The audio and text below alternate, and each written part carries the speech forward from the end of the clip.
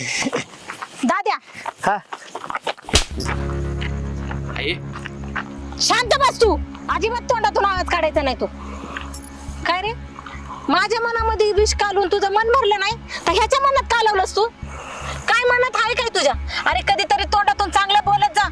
का माझ्या पोरीच्या मागे लागलास? शिकून मोठे अधिकारी हो एवढं स्वप्न आहे ना माझं, ते पण तुला बघवत नाही.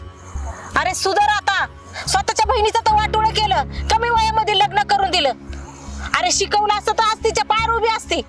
पण हे लक्षात ठेव, तू किती जरी वळवळ केली ना तर मी माझ्या पोरीच्या पाठीशी खंबीरपणे उभे.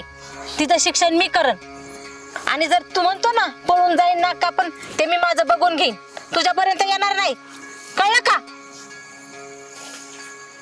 चल ग तायडे, आणि चल तू.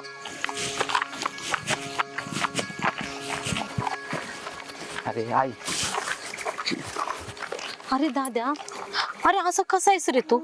अरे आपल्या बहिणीच्या पाठीशी खंबीरपणे उभं राहायचं. तू असल्यांचं ऐकतोस.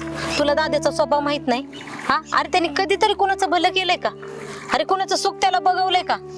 अरे असं एवढ्या वर्ष तिच्याशी पाठीशी खंबीर उभा राहणारा भाऊ तू आज तिच्याशी असं वागलास. नाही, चुकलं बरं का माझं तायडे, माफ कर मला. सॉरी.